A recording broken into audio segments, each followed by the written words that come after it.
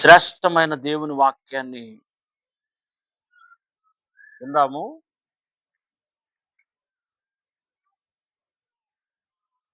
తర్వాత మరి next week నుండి కిండ్రా ఆరాధన మీ ఇష్టం. అక్కడంటే అక్కడ, ఇక్కడంటే ఇక్కడ. ఏమ్మా? కిండ్రా ఆరాధన మీ ఇష్టం. నేను పెట్టను, మీ ఇష్టం. మీరు ఎక్కడ కూడుకున్నా ఓకే. సో, నెక్స్ట్ వీకు కిండ్రా ఆరాధన మీ ఇష్ట ప్రకారంగా అక్కడంటే అక్కడ, ఇక్కడంటే ఇక్కడ మనం ముందుకెళదాం.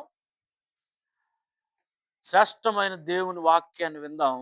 చూడండి, దానియేలు గ్రంథము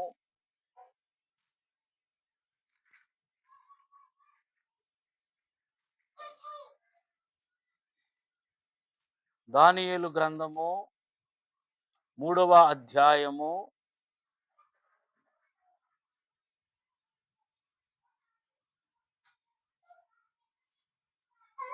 16వ వచనం. దానియేలు గ్రంథము 3వ అధ్యాయము 16వ వచనం. షద్రకును, మేషాకును, అబేద్నెగోయు రాజుతో ఇలాగు చెప్పిరి, నెబుకద్రెజరు,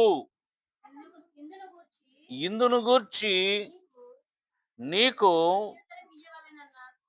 ప్రత్యుత్తరమియ్యవలెనన్న చింత మాకు లేదు. అందరూ ఒక్కసారి హల్లెలూయా చెప్పండి. శ్రేష్టమైన దేవుని వాక్యాన్ని వింటూ ఉన్నాము. మనం వినుచున్న దేవుని వాక్యం యొక్క అంశం, నీ చేతిలో ఏ విత్తనము ఉన్నది? Praise the lord. ఒకసారి పక్కవారిని అడగండి ఆ మాట. గొడ మనకండి, గట్టిగా అడగండి, మీ చేతిలో ఏ విత్తనము ఉన్నది? రైట్. అందరూ జాగ్రత్తగా వినాలి. దేవుని ప్రజలైన ఇశ్రాయేలీలు లేక యూదా జనాంగం 70 సంవత్సరాలు బబులోను చెరలోనికి బానిసలుగా వెళ్ళారు.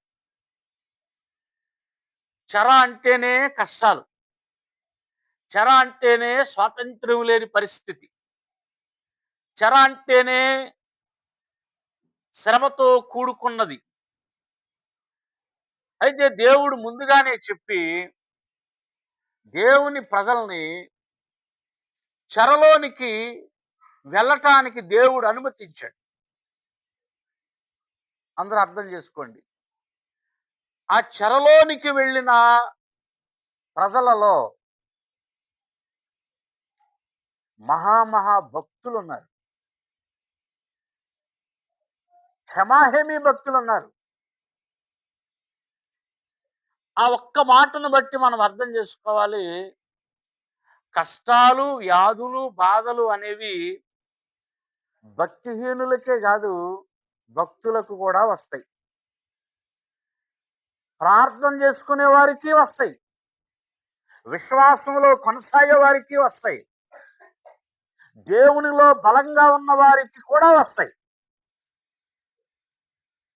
వారు చెరలోనికి వెళ్ళిన తర్వాత చాలా మంది భక్తులు, దానియేలు, షద్రకు, మేషాకు, అబేద్నెగో, ఎజ్రా, నెహెమ్యా, ఎస్తేరు, జెరుబ్బాబెల్, మొర్దెకై, వీళ్ళందరూ చెరలోనే.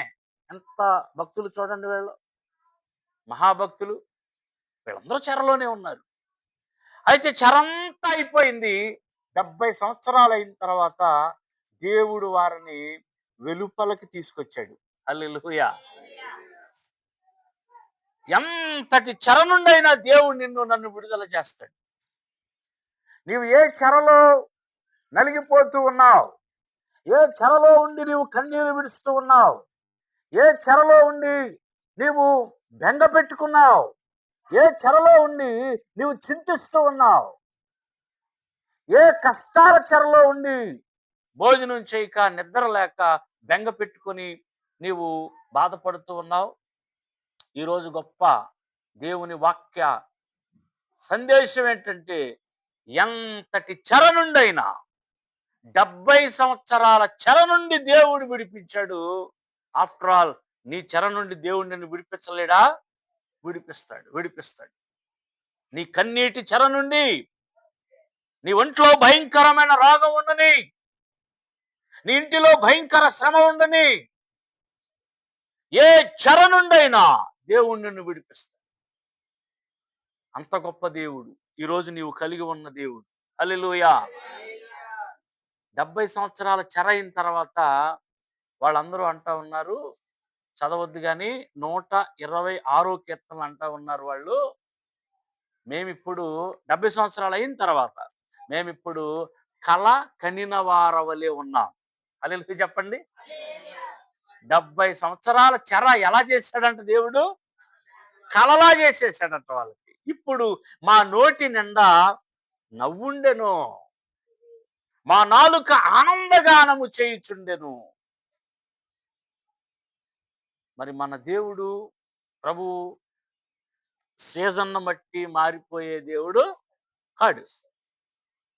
నిన్న నేడు నిరంతరము ఏకరీతిగా ఉన్నాడు ఆయన. వారిని ఆ చెర నుంచి విడిపించినట్టే నిన్ను కూడా ఈరోజు చెర నుంచి విడిపిస్తాడు. విడిపించబడ్డారు వాళ్ళందరూ. ఇప్పుడు వాళ్ళందరిని అడుగుతున్నాం మనం. ఒక 2 నెలల నుంచి అడుగుతున్నాం వాళ్ళందరినీ. లాగరాయోళ్ళమి, లబ్బర్తోళ్ళమి, కిండరోళ్ళమి మనందరం అడుగుతున్నాం.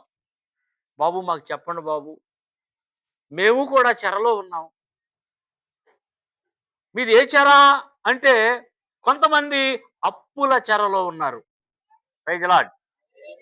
కొంతమంది రోగాల చెరలో ఉన్నారు. కొంతమంది ఎవరికీ చెప్పుకోలేని సీక్రెట్ సమస్య, పర్సనల్ సమస్యలో ఉన్నారు. కుటుంబ కలహాలు సమస్యలో ఉన్నారు.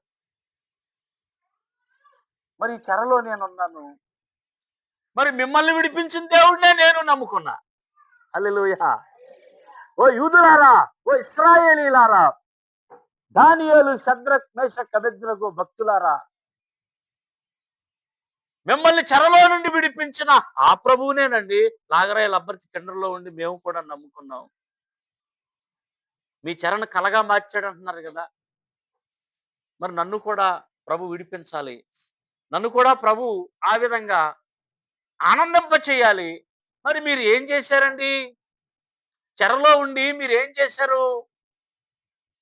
వాళ్ళందరూ అంటున్నారు, పిడికెడు విత్తనములు చేత పట్టుకొని ఏడుస్తూనే, కన్నీరు విడుస్తూనే, దుఃఖపడుతూనే, ఆ 70 సంవత్సరాలు మేమందరం పిడికెడు విత్తనాలు చేత పట్టుకొని అలా విత్తుతూ బ్రతికాం. హల్లెలూయా చెప్పండి. విత్తనాలు విత్తారా?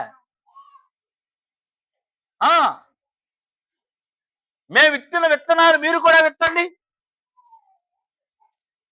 మా చేతిలో ఏ విత్తనాలైతే పట్టుకొని, ఏ విత్తనాలైతే గుప్పెట ఇలా చేత పట్టుకొని మేము ఏ విత్తనాలైతే వేశామో, మీరు కూడా లాగరాయిల అభ్యర్థి కింద సంఘాల్లో చెరలో ఉన్నవారులారా, కష్టాల్లో ఉన్నవారులారా, మీరు కూడా ఆ విత్తనాలు వేయండి. ఏ విత్తనాలు బావయ్య అని మనం అడిగితే, బబులోను నదుల దగ్గర కూర్చున్న వాళ్ళు ఒక విత్తనం చెప్పారు మనకి. నేను చెప్పారా చెప్పలేదా? గట్టిగా చెప్పు. చెప్పారు. ఎస్తేరు ఒక విత్తనం చెప్పింది మనకి. చెప్పిందా? దానియేలు ఒక విత్తనం చెప్పాడు. లాస్ట్ టైం దానియేలు కూడా ఒక విత్తనం చెప్పాడు. అలా నేర్చుకుంటూ వస్తున్నాం. ఫైనల్ ఈ వారంతో ఈ ప్రసంగాన్ని నేను ముగిస్తున్నాను. షద్రకు, మేషకు, అబేద్నెగోని అడుగుదాం ఒక విత్తనం. Praise the Lord. Shadrach, Meshach, Abednego అవి ఒరిజినల్ పేర్లు కాదు. అందరూ ఒకసారి స్తోత్రం చెప్పండి. ఒరిజినల్ పేర్లు కాదు.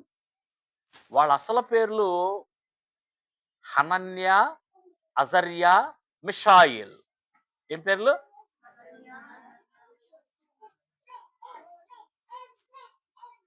షద్రకు, మేషాకు, అబేద్నెగో అనే పేర్లు ఆ విగ్రహారాధికులైన రాజులు పెట్టుకున్నారు వాళ్ళకి.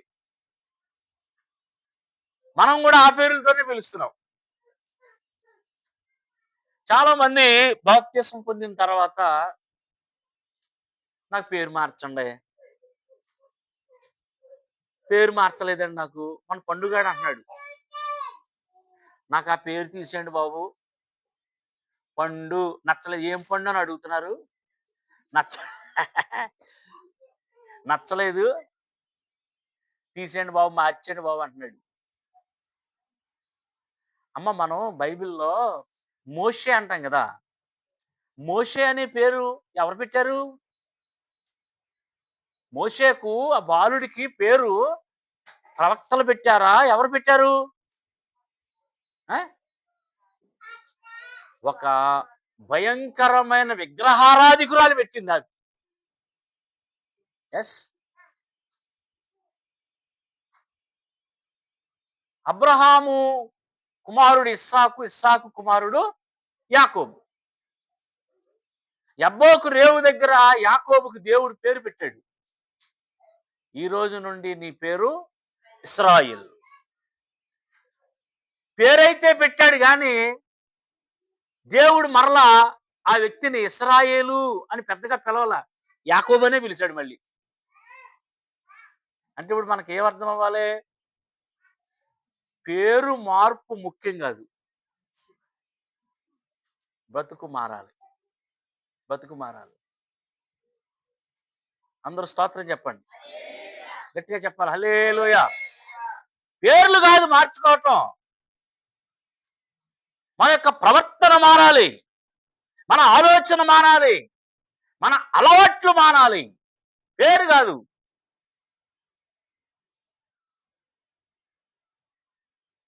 పరిశుద్ధరావు అని పేరు, ఆడెప్పుడు కూర్చొని కళ్ళు కొట్టుకాడే. ఆడి పేరేంటి? పరిశుద్ధరావు. బాప్తిసం తీసుకోగానే ఆమెకు పెట్టిన పేరు శాంతమ్మ. కానీ దాని నోట్లో నోరు పెట్టలేం. పేరు శాంతమ్మ. అమ్మ బాబు, ఎవరు లేరు కదా ఇక్కడ, లేరు. ఆ శాంతమ్మ. కానీ పేరు కాదు, ప్రవర్తన, నోరు, మన వాక్కు, ఇవి ఇవి మారాలి. షద్రకు, మేషకు, అబేద్నెగోలు బా ఏం భక్తులు! అయ్యా, మీరేం విత్తనం వేశారు చెరలో?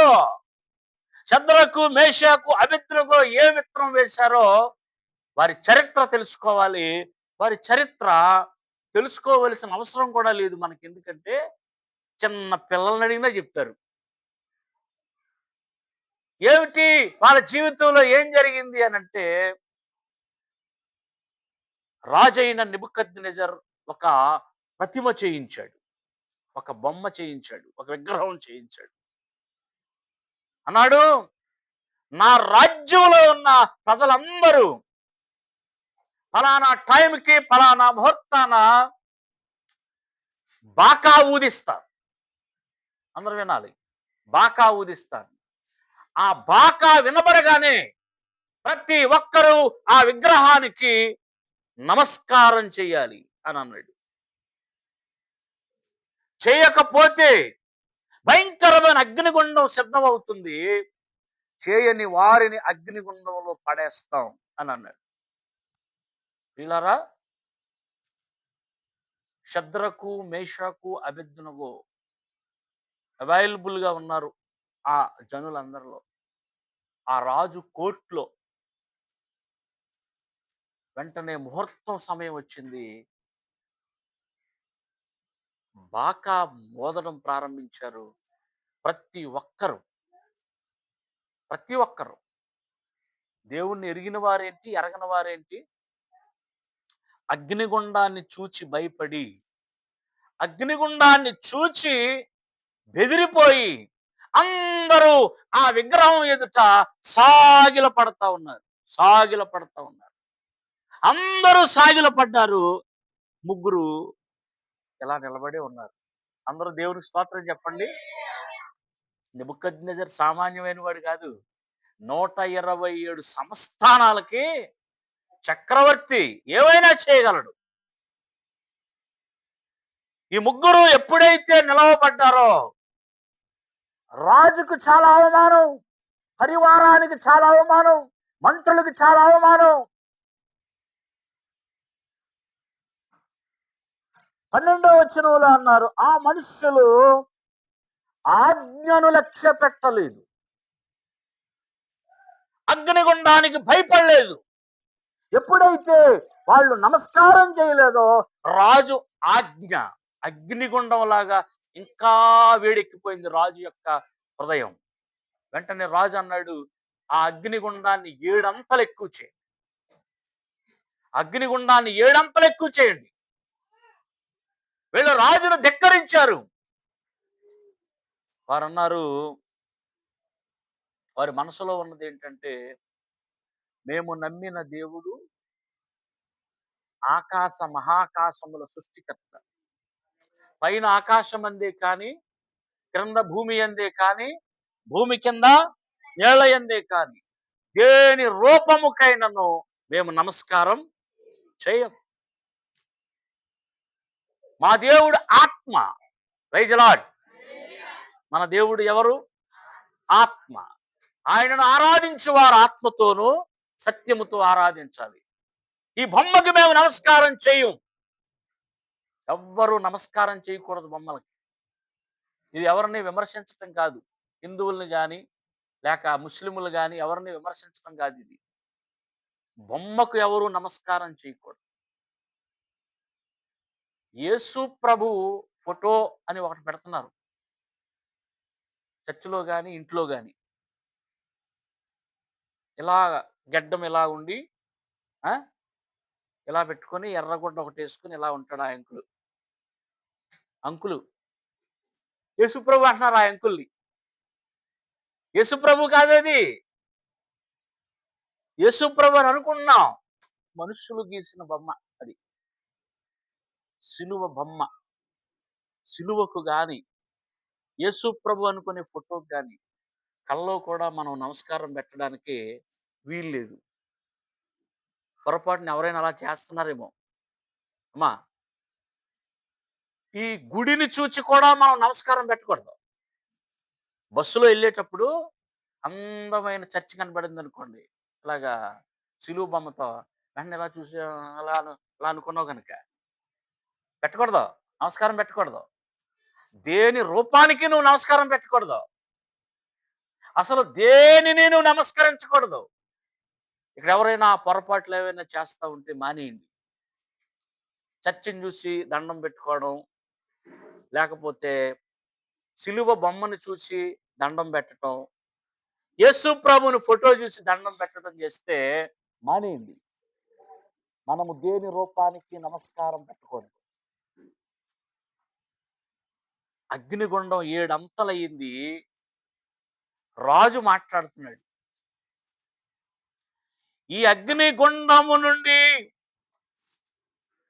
మీ దేవుడు మిమ్మల్ని రక్షిస్తాడా? నేను చెప్పిన పని చేయండి రా మీ ముగ్గురు, ఆ బొమ్మను మొక్కండి. విశ్వాసానికి గొప్ప పరీక్ష, విశ్వాసానికి గొప్ప టెస్ట్ ఇది. దేవుని నమ్ముకున్నారు కదా, ఇప్పుడు తేలిపోవాలి. ఆ బొమ్మను మీరు మొక్కండి, లేదంటే అగ్నిగుండంలో వేసేస్తాం. ఇటువైపు బొమ్మను మొక్కితే రాజుగారి రాయితీలన్నీ వస్తాయి, మొక్కకపోతే అగ్నిలో పడిపోతాం. అప్పుడు వాళ్ళు అన్న మాట, రాజా 16వ వచనంలో, నెబుకద్నెజరు ఇందును గురించి నీకు ప్రత్యుత్తరం ఇవ్వాలి. అసలు నీకు ఆన్సర్ చెప్పాలన్న చింత కూడా మాకు లేదు. చప్పట్లు కొట్టి దేవుని మహిమపరచండి. అసలు నువ్వు అడుగుతున్నావు కదా, నీకు తిరిగి ఆన్సర్ చెప్పాలన్న చింత కూడా మాకు లేదు. గొప్ప మాట అన్నారు, మా దేవుడు సమర్థుడు. హల్లెలూయా. ఏమైనా చేయగలవు, కథ మొత్తం మార్చగలవు, ఏమైనా చేయగలవు, కథ మొత్తం మార్చగలవు. అబ్బా ఏం పాట అండి! ఎలా కట్టాడంటే పాట, మార్చేస్తావు మా దేవుడు సమర్థుడు అని ఒక సమర్పణతో కూడిన మాట అన్నారు. ఒకవేళ ఆయన మమ్మును రక్షించినను రక్షింపకపోయినా, చప్పట్లు కొట్టాలి ఈ మాటకి మీరు. ఎంత మాట అండి ఇది! మా దేవుడు మమ్మల్ని రక్షించినా, బా ఏ విశ్వాసం ఇది! రాగరాయల అబ్బర్తి కిండర్లో ఎవరికుంది విశ్వాసం? రక్షిస్తేనే దేవుడా? రక్షించకపోతే దేవుడు కాదా? మా దేవుడు మమ్మల్ని రక్షించినా దేవుడే, రక్షింపకపోయినా దేవుడే. Praise the lord. ఇలా ఉండాలి సమర్పణ. దేవా,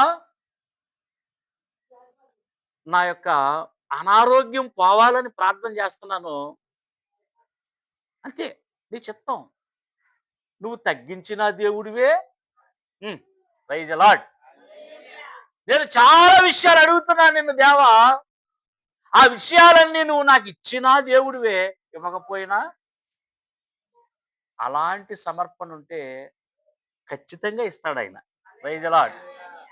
నువ్వు ఇస్తేనే దేవుడు నాయన. ఆ నాకు తగ్గితేనే దేవుడు నాయన. మొక్కుకున్నానండి, మరి ఆ పని జరిగితే ఇలా చేద్దాం. జరిగితే ఏంటి? అక్కడే తేలిపోయావు నువ్వు. అది జరిగితే ఏంటమ్మా? దేవునికి నువ్వు పరీక్ష పెట్టలేవు కదా. జరిగితే ఏంటి? అక్కడే నీ బలహీనత అర్థమైపోయింది. ఆయన సమర్థుడు, ఏవైనా చేయగలడు ఆయన. సముద్రాన్నే పాయలు చేశాడు, కోటలే కూలగొట్టాడు దేవుని ప్రజల కొరకు. వాడ తయారు చేయించి భూమినే ముంచేశాడు ఆయన. నీ అనారోగ్యం ఎంత, నీ అప్పు ఎంత, నీ యొక్క పరిస్థితి ఎంత, నీ కన్నీరెంత, ఏమైనా చేయగలడు ఆయన, ఏమైనా చేయగలడు. మా దేవుడు మమ్మల్ని రక్షించినా రక్షింపకపోయినా. అందరూ వినండి. అంటే వాళ్ళు చేస్తున్న పని ఏంటి తెలుసా? చెరలో వారు వేస్తున్న విత్తనం ఏంటి తెలుసా? పరిస్థితి ఏదైనా వెనుతిరుగని భక్తి. హల్లెలూయా చెప్పండి. పరిస్థితి ఏదైనా వెనక్కి తిరగకూడదండి మనం. అదొక విత్తనం అది.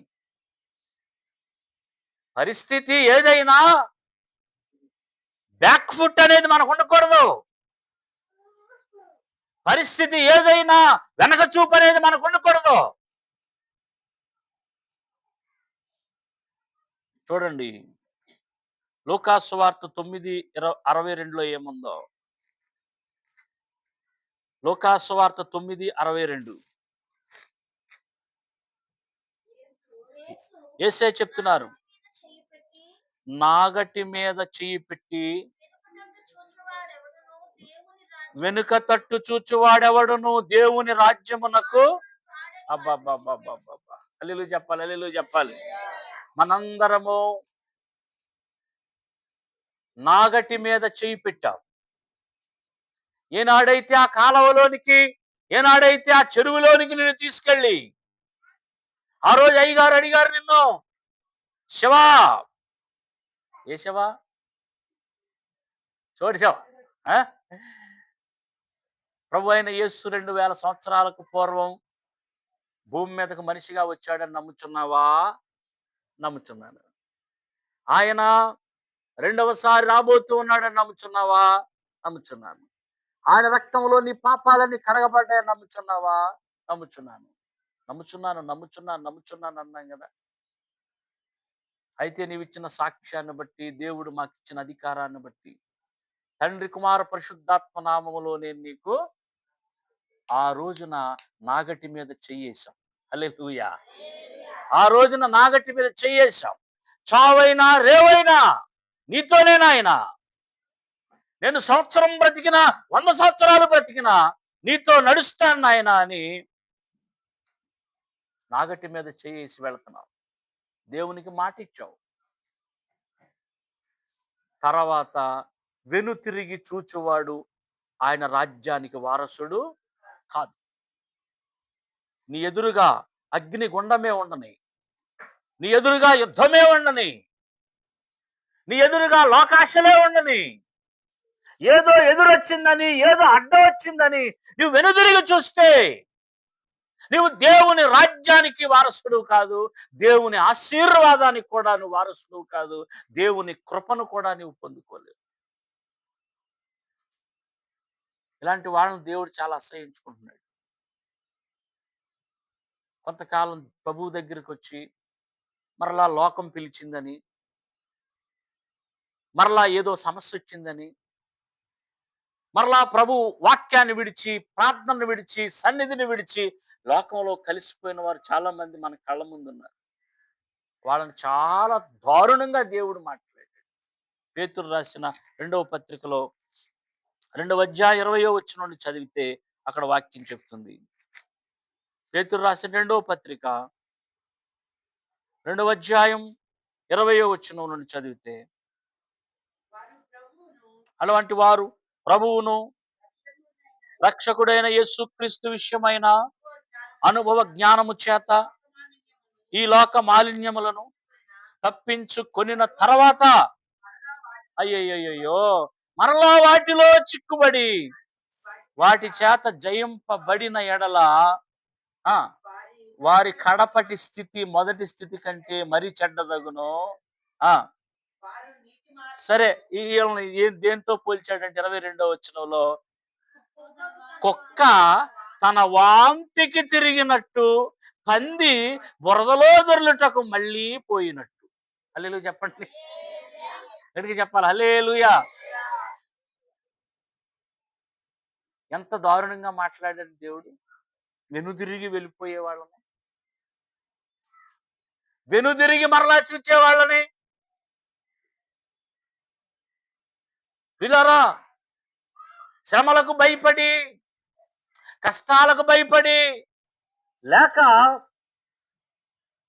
లోకం ఆకర్షించిందని పాపములో పడి దేవుని నుండి మరలా వెనక చూపులు చూస్తే దేవుని నుండి ఏది పొందుకోలేవు. 2 మైండ్లు ఉంటాయి ఒక్కొక్కరికి, 2 ఆలోచనలు ఉంటాయి లోపల. 2 పైకి విశ్వాసిగా బాగానే కనిపిస్తారు. అలాంటి వాళ్ళు ఏమీ పొందుకోలేరు. అటువంటి వారు ఏమీ పొందుకోలేరు. యాకోబు పత్రిక 1వ అధ్యాయం 7వ వచనాన్ని చదివితే అక్కడ వాక్యం చలవిస్తా ఉంది. అట్టి మనుష్యుడు ద్విమనస్కుడై, యాకోబు 1:5-7లో ఉంది. అట్టి మనుష్యుడు అంటే అంటే అర్థం ఏంటక్క అమ్మా? అంటే అర్థం ద్విమనస్కుడు అంటే అర్థం ఏంటి? 2 మనసులంట, 2 మనసులంట. దేవునిలో ముందుకి వెళ్ళిపోవాలని ఉంది, వెనక్కి పోవాలని ఉంది. ఈ 2 మనస్సులు కలిగినటువంటి వాడై తన సమస్త మార్గముల యందు అస్థిరుడు గనుక ప్రభువు వలన తనకేమైనా దొరుకుద్దని కలలో కూడా అనుకోవద్దు. దేవుని నుండి ఏమీ పొందలేడు ఈ వెనక్కి జారిపోయేవాడు. ఉండి జారిపోయే మనుషులు. అప్పుడు దాకా ప్రార్థన బాగానే చేస్తుంది, కొన్ని నెలలో మళ్ళీ పుట్టుకుని జారిపోద్ది. మళ్ళీ 2-3 నెలలు దేవుళ్ళో ఉండదు. మన సంఘాల్లో కూడా ఉన్నారు ఒక 10-15 మంది వరకు. కష్టం ఎదురైందని, శ్రమ ఎదురైందని దేవుణ్ణి, మందిరాన్ని, వాక్యాన్ని విడిచి వెనుక తీసి మళ్ళా వెళ్ళిపోయిన వారు, లోకం పిలిచిందని ఆకర్షణతో మళ్ళా వెనక్కి వెళ్ళిపోయిన వాళ్ళు, వీళ్ళకి ఏమి దొరకదు అని వాక్యం చెప్తుంది. కుక్కలతో, పందులతో పోల్చాడు వాళ్ళని దేవుడు. దేవుని రాజ్యానికి వారసులు కాదని చెప్పేశాడు. కాబట్టి మీరు జాగ్రత్తగా ఉండండి. షద్రకు, మేషాకు, అబేద్నెగో మనకు చెప్తున్నారు, మాది వెనుతిరుగని భక్తి, మాది వెనుతిరుగని భక్తి. అది ఏదైనా మేము ముందుకెళ్తాం. దేవునికి స్తోత్రం. ఏదైనా ముందుకెళ్ళిపోతాం మేము, ఏదైనా ముందుకెళ్ళిపోతాం మేము. చూడండి ఒకసారి లూకా సువార్తలో 17:31 నుండి చదివితే అక్కడ వాక్యం మనకి ఏం చెప్తుందో. లూకా సువార్త 17:31 చదవమ్మా. ఆ దినమున మిద్దె మీద ఉండు తన సామాగ్రి తీసుకుని పోవుటకు దిగకూడదు. అలాగే పొలములో ఉండువాడు తిరిగి రాకూడదు. లోతు భార్యను జ్ఞాపకము చేసుకొనుడి. అందరూ ఒకసారి హల్లెలూయా చెప్పండి. ఎవరు భార్యను? ఎందుకు ఆమెను జ్ఞాపకం చేసుకోవాలి? ఆ ఆంటీ గారిని ఎందుకు జ్ఞాపకం చేసుకోవాలి?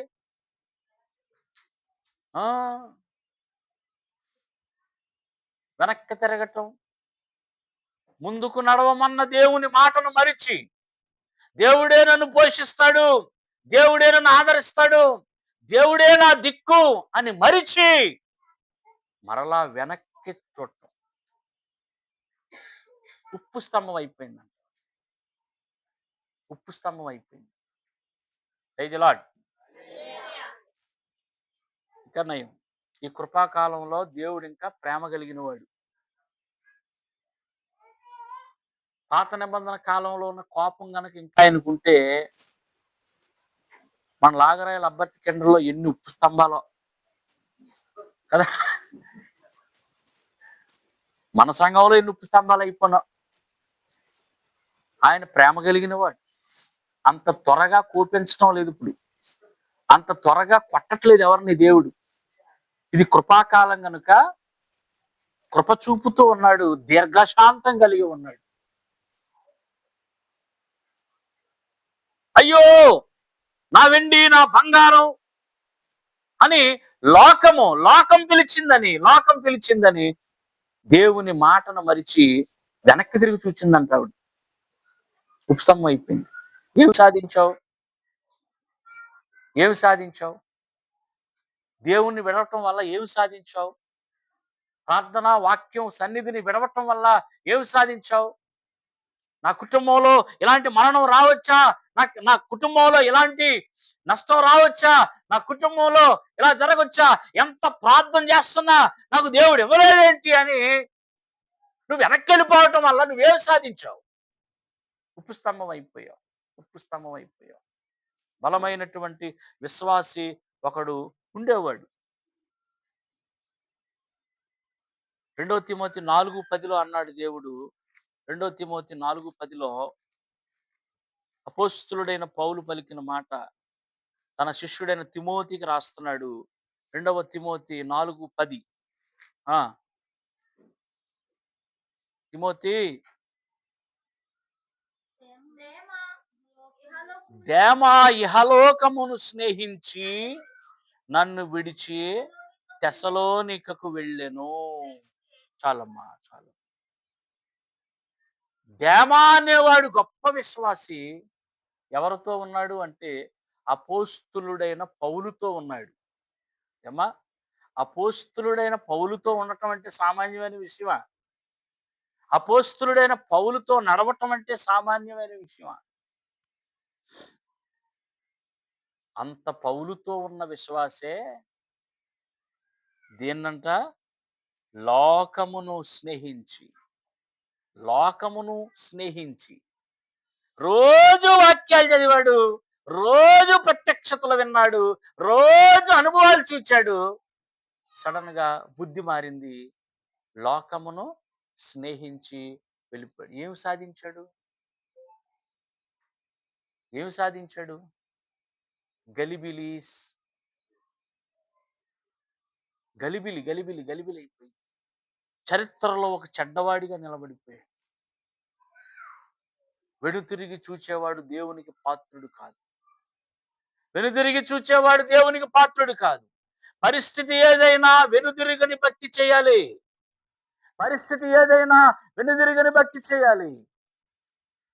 ఎవరన్నా టైం చెప్పగలరామా? మరి నాకు లబ్బర్కి టైం అవుతుంది కాబట్టి నేను ముగింపు మాటల్లోకి వస్తున్నాను. ముగింపు మాటల్లో కీర్తనల గ్రంథం 78వ కీర్తన 9వ వచనాన్ని చదివితే అక్కడ ఒక వాక్యం మనం చదవాలి. 78వ కీర్తన 9వ వచనం అందరూ వినాలి.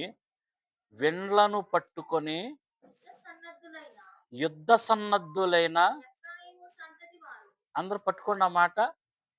ఎఫ్రాయిం సంతతి అందరూ చెప్పండి. వాళ్ళు యుద్ధ సన్నద్ధులై వెండ్లను పట్టుకొని యుద్ధానికి బయలుదేరి యుద్ధానికి సన్నద్ధులై సరిగ్గా యుద్ధకాలం వచ్చేటప్పటికి వెనుకకు తిరిగిరి. అయ్యయ్యయ్య. అందరూ ఒకసారి హోషేయ గ్రంథాన్ని చూడండి.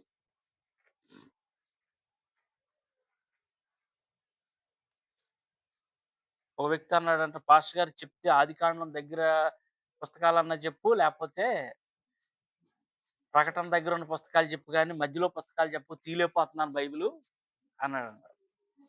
745వ పేజీ హోషేయ గ్రంథంలో ఈ ఎఫ్రాయిం అనేవాడి గురించి, ఎఫ్రాయిము ఎంత మంచివాడో, ఎంత ఆశీర్వదించబడ్డాడో తెలుసా? యాకోబు దీవెనలు పొందుకున్నవాడు, యాకోబు యొక్క చేతి ఆశీర్వాదాన్ని పొందుకున్నవాడు. ఎఫ్రాయిం మీదకి ఆశీర్వాదం రావాలని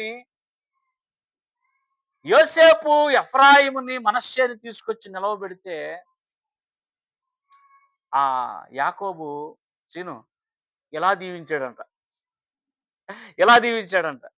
యోసేపు అన్నాడు, నాన్న కుడి చేయి కింద ఈడు రావాలి, పెద్ద ఈడు అంటే, no no no no no, దేవుడు నన్ను అలాగే చేయమన్నాడని ఇలా ఎఫ్రాయిం మీదకి వచ్చేటట్టుగా చేశాడు. ఎంత దీవెన, ఎంత ఆశీర్వాదం. ఇప్పుడు ఎఫ్రాయిము ఏమవుతున్నాడో తెలుసమ్మా? హోషేయ గ్రంథము 4:17లో ఏముందంటే, 4:17 ఎఫ్రాయిము విగ్రహములతో కలుసుకొనెను. ఏంటంట? ఎఫ్రాయిము విగ్రహములతో కలిసిపోయాడంట. ఇప్పుడు దేవుణ్ణి విడిచిపెట్టి విగ్రహాలతో కలుసుకున్నాడట. 5వ అధ్యాయం 11వ వచనంలో ఎఫ్రాయిమీలు మానవ పద్ధతిని బట్టి ప్రవర్తింపగోరుచున్నాడు. అయ్యయ్యో. మరో చోట రాయబడింది, ఎఫ్రాయిము లోకముతో ఎలా కలిసిపోయాడంటే ఎవ్వరూ తిప్పలేని అప్పము వంటి వాడాయను అని రాయబడింది. దీనివల్ల ఎఫ్రాయిముకి వచ్చింది ఏంటి? దీనివల్ల ఎఫ్రాయిము ఏమి సాధించాడు? 7:11లో ఏముంది? ఏమైపోయాడు? అయ్యయ్యో, ఎఫ్రాయిము చివరికి బుద్ధి లేని పిరికి గుండె గల గువ్వలాగా అయిపోయాడు. తన జీవితం అంతా పిరికితనం ఆవరించింది. 9:16 చదవండి. ఎఫ్రాయిము ఏమైపోయాడో. ఎఫ్రాయిము అయ్యబోయ్, ఎఫ్రాయిము మొత్తబడెను, వారి వేరు ఎండిపోయెను, వారు ఫలము ఇవ్వరు. ఏంటి వీళ్ళు చేసిన తప్పు? వెనుదిరిగిపోవటం, వెనుక తట్టు చూడటం. జాగ్రత్త సుమా. దేవుని పనిలో వెనుక తీసే ఆలోచన నీకు రాకూడదు. దేవుని పనిలో వెనుక తీసే ఆలోచన నీకు రాకూడదు. అసలు అబ్రహాముని దేవుడు శబాష్ అని ఎందుకన్నాడు? ఒక్క మాట చదవను, ముగిస్తున్నాను. 22వ అధ్యాయం ఆదికాండము 16వ వచనంలో వాక్యం చెప్తుంది, అబ్రహాము,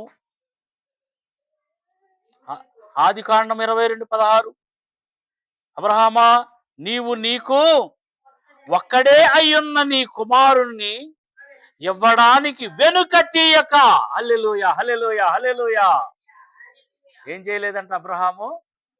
వెనుక తీయలేదంట. వెనుక తీయలేదంట.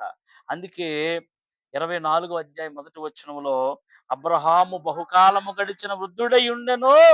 అన్ని విషయములలో యెహోవా అబ్రహామును ఆశీర్వదించెను. షద్రకు, మేషకు, అబేద్నెగోలు మనతో చెప్తున్నారు. మీ ఎదురుగా లోకమున్నా, మీ ఎదురుగా అగ్నిగుండమున్నా మీరు వెనుతీయకండి. ముందుకు సాగిపోండి. దేవుని మీద భారం వేయండి. ఇది మేము వేసిన విత్తనం. 70 సంవత్సరాల చెరలో మేము వేసిన విత్తనం ఏంటంటే వెనుక తీయలేదు. వెనుక తీయని భక్తే మా విత్తనం. ఈరోజు మనం సమర్పణ చేసుకుందాం. ప్రభువా, కూలి పని చేసుకునే బిడ్డను నాయన, చిన్న ఉద్యోగం చేసుకునే బిడ్డను నాయన, కాయ కష్టం మీద బతికే బిడ్డను నాయన, నా జీవితాన్ని నీకు అర్పిస్తున్నాను. నా ఆధారం నీవే. నేను నిన్ను నమ్ముకున్నాను. నీకు మాటిచ్చాను. ఇక నన్ను నడిపించేది నీవే. నా ఎదురుగా ఏమున్నా ఎవరున్నా అయ్యా నేను వెనుతీయను నాయనా, నేను వెనుక తీయను నాయనా అని చెప్పి దేవునికి మన జీవితాన్ని అర్పిద్దాం. కళ్ళు మూసుకోనండి. కళ్ళు మూసుకోనండి. చిన్న ప్రార్థన చేసుకోండి. హల్లెలూయా, హల్లెలూయా, హల్లెలూయా, హల్లెలూయా, హల్లెలూయా. నే సాగెద యేసునిలో